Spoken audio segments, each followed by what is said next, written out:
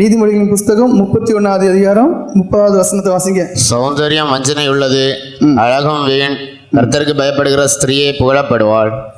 இப்போ என்ன ஆகி போச்சுன்னா, கொஞ்சம் இந்த மனைவிமாரை படிச்சிருக்கு, இல்லை கொஞ்சம் செல்வாக்குள்ள குடும்பத்துக்கு வந்திருக்கோம், அந்த புருஷன்மார்களும் மதிக்கிறது கிடையாது.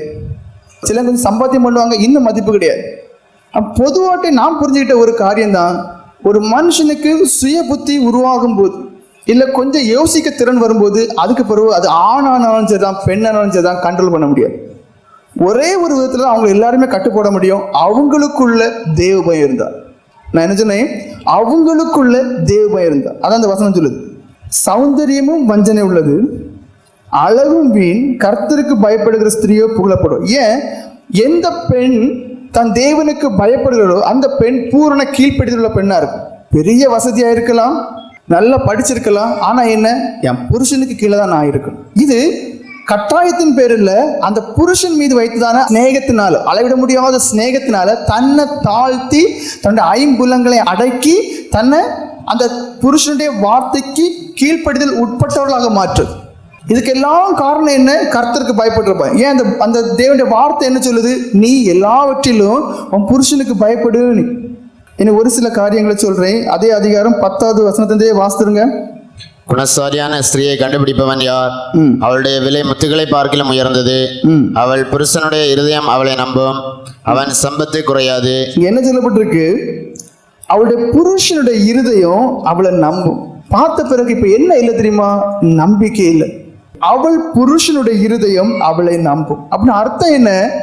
அந்த அளவுக்கு அந்த பெண்ணானவள் தேவபயம் உள்ளவளாக, ஜெபஜீவியம் உள்ள பெண்ணாக, ஆசை இச்சைகளை அடக்கி கீழ்ப்படுத்தி தன் புருஷனுடைய ஆசையை, தன் புருஷனுடைய விருப்பத்தை, தன் குடும்பத்தினுடைய தேவையை தன்னுடைய தேவையா, தன்னுடைய ஆசையா. தாய் என்று சொல்லும் போது, மனைவி என்று சொல்லும் போது தியாகத்துக்கு அடையாளம். முதல் தியாகம் என்ன? தன்னை தான் வெறுக்கக்கூடியதான ஒரு உயர்ந்த ஒரு தியாகம்.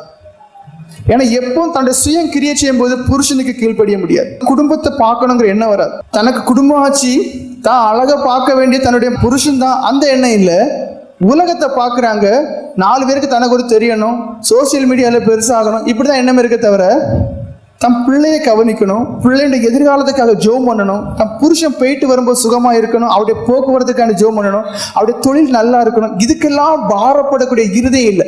இதுக்கெல்லாம் பாரப்படக்கூடிய இருதயம் தான் குணசாலியான ஸ்திரீ. இப்போ எல்லாருக்குமே ஒயிட் பெயிண்ட் வேணும். இருதயம் பிளாக்கா இருந்தாலும் நோ ப்ராப்ளம், அடுத்து 2 மாசம் கழிச்சா பிரச்சனை. குணசாலியான ஸ்திரீங்கிறது ஒயிட் பெயிண்டும் கிடையாது, 1 லட்ச ரூபா சம்பளம் வாங்கக்கூடிய பெண்ணும் கிடையாது, இல்லை பெரிய குடும்ப பேக்ரவுண்ட் உள்ள பொண்ணும் கிடையாது. குணசாலின்னு என்ன? தன்னை தியாகம் பண்ணி தன் புருஷனுக்காகவும் தன் பிள்ளைகளுக்காகவும் தன் குடும்பத்தில் உள்ளதான மற்ற வயதானவர்களுக்காகவும் வாழக்கூடியதான ஒரு அனுபவம் தான். 11வது வசனம் மறுபடியும் வாசிங்க. அவள் புருஷனுடைய இருதயம் அவளை நம்பும், அவன் சம்பத்து குறையாது. அவன் சம்பத்து குறையாது. அதாவது எந்த மனைவி சீரான ஒழுக்கத்தோடு இருந்து, எந்த மனைவி சிக்கனமா இருக்கும்போது அந்த புருஷன் தன் மனைவி நம்புவான். இங்க என்ன சொல்லப்பட்டிருக்கு? அவன் சம்பத்து குறையாது. இப்ப வீடுகள் என்ன பிரச்சனை தெரியுமா? அந்த பொம்பளைங்களை வீட்டுல இருந்துட்டு வெளியே போயிட்டு வரும்போது சம்பத்தெல்லாம் குறைஞ்சு போகுது. இங்க என்ன சொல்லப்பட்டிருக்கு?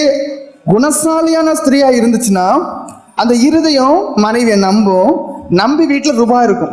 12வது வசனம் வாசிங்க. அவள் உயிரோடு இருக்கிற நாளெல்லாம் அவனுக்கு தீமையை அல்ல நன்மையை செய்கிறாள். ஆனா சில மனைவி என்ன தெரியுமா? ஃபுல்லா சாவப்படுது. நீ போயிட்டு திரும்பி வந்துட மாட்டான், நீ செய்யற தொழில் நல்லா இருக்காது, நீ கடன் பிடிச்சுதான் போவ. அது என்ன குணம்னு தெரியும். இது நான் சொல்றது உண்மையான ஒரு காரியம். இப்ப சிலரெல்லாம் பண்றதுல நீங்க தீமை தான் பண்றீங்க. ஏன்னா கேட்காமலே செலவு பண்றீங்க, கேட்காமலே சில காரியங்களை பண்றீங்க.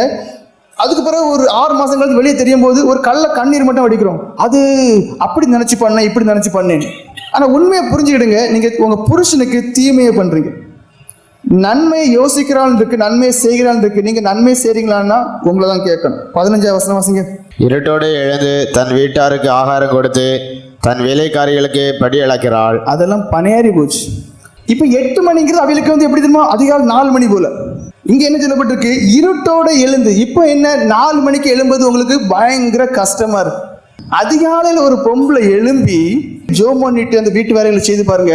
வேதம் சொல்லுது அதிகாலையிலே எழும்பி உடனே வேலை செய்யணும் இல்லை, நீ எழுப்பி முதல்ல ஆண்ட சமூகத்துல நீ ஜெபம் பண்ணு, உன் மனைவிக்கு உன் புருஷனுக்கான ஜெபம் பண்ணு, உன் பிள்ளைங்களுக்கான ஜெபம் பண்ணு, அப்புறம் அந்த ஆகாரத்துக்கான ஜெபம் பண்ணிட்டு வேலை செய்து பாருங்க.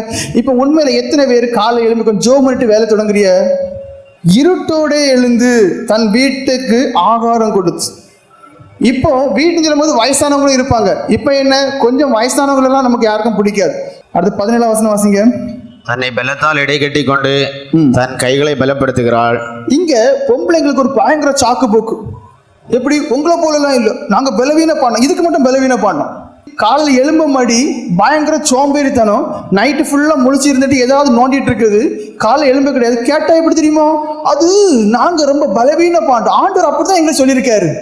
இங்க சொல்லப்பட்டிருக்கு, தன்னை பலத்தால் இடை கட்டி. உண்மையான சிநேகம் இந்த புருஷனுக்கு மேலே பிள்ளைங்க மேலே இருந்தாலும் ஒரு பலம் தனக்குள்ளே வரும். எப்படி தெரியுமா, ஐயோ அவங்க சாப்பிடலே, உண்மையா இல்லையா?